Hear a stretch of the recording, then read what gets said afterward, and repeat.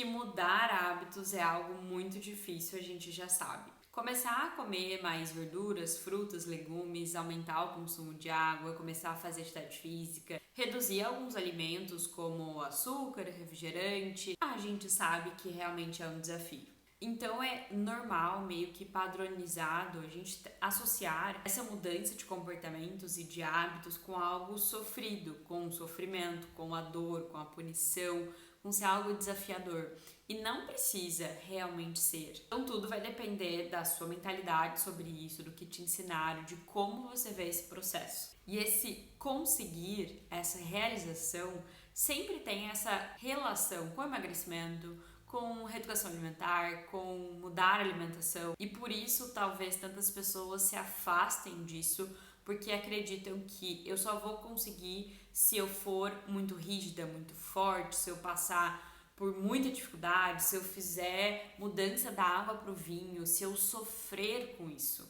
E de novo, não precisa ser assim. Então vamos lá cuidar de tudo isso para que você possa fazer as suas mudanças sem sofrimento, de uma maneira mais leve, sem culpa.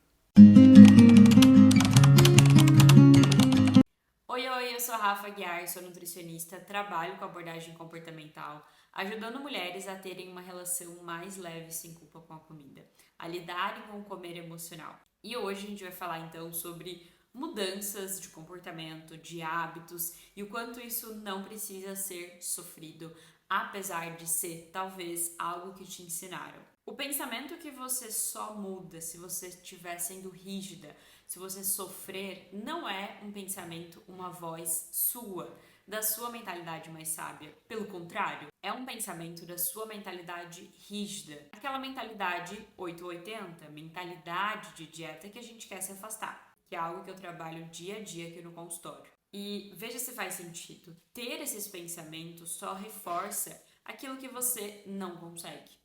Tá vendo? Realmente precisa sofrer. Tá vendo? Realmente precisa ser mais rígida. Tá vendo? Você nunca consegue. E aí, como é que você se sente? Para onde você vai?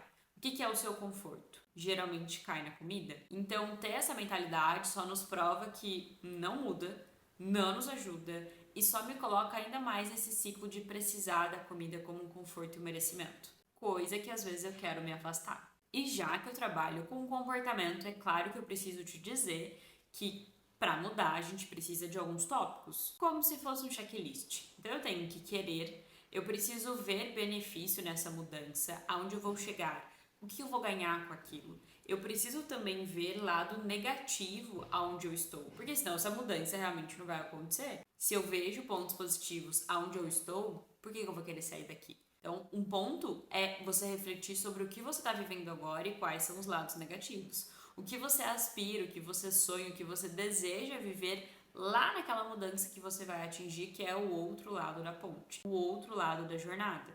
Além disso, você precisa ter uma ação, um caminho, que você sabe os pontos, os compromissos a seguir nessa jornada, nesse caminho, porque senão se você se sente perdida, você não sabe como você vai fazer. E com certeza eu vou precisar de suporte, como se fosse uma boia SOS, para que você realmente possa utilizar quando falhar, quando recair. E é justamente algo que a gente tem de missão aqui no acompanhamento. Até porque a nossa vida ela é flexível. Elas são vários altos e baixos, sobe e desce. Não tem como ser algo estático ou contínuo, reto, linear. A gente vai passar por dificuldades e é muito confortável, muito seguro, muito melhor ter um espaço seguro realmente para você voltar e pedir ajuda. Como se essa pessoa fosse clarear, colocar aquela luzinha lá no final do túnel para você recarregar suas energias e seguir em frente com aquela ação que você tem. Que às vezes você vai precisar reformular, ressignificar e essa pessoa, essa ajuda vai te ajudar a simplificar isso. Ou seja, é muito importante aprender a lidar com as recaídas. Não é toda recaída que você tem que ver como uma falha, um erro ou como algo muito problemático e ruim para o seu processo.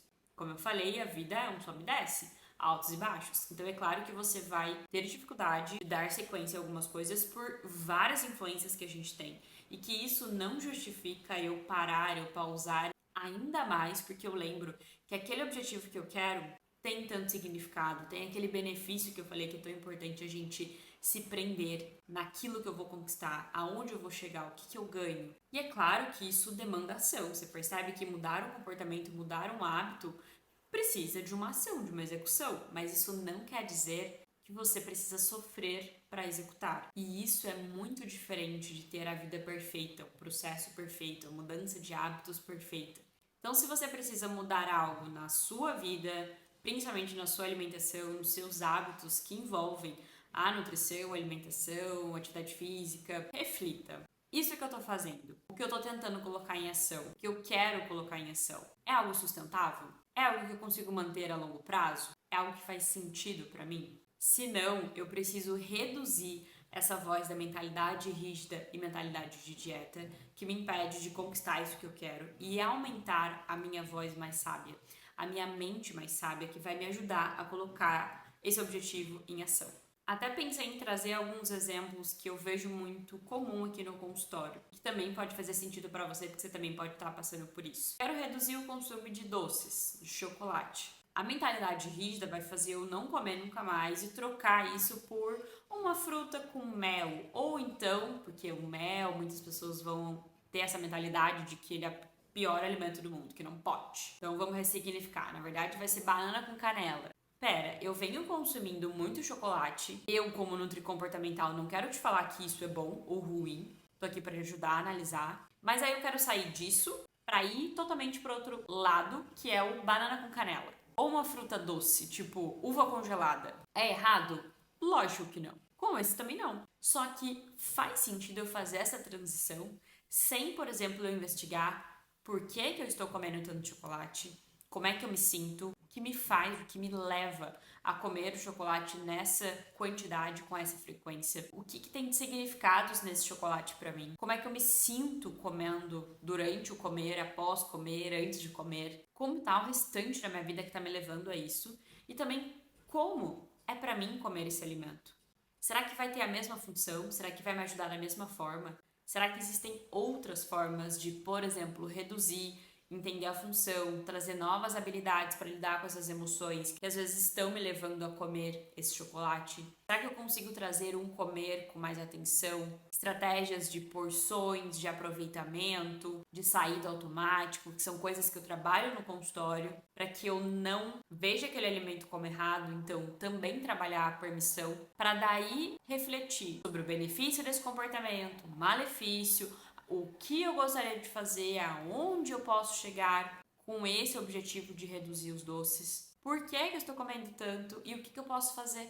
Faz sentido como a gente analisa a mudança de comportamento para ser algo que você vai começar a fazer, ter sentido para você, você ter um ganho, uma recompensa e fazer durar a longo prazo.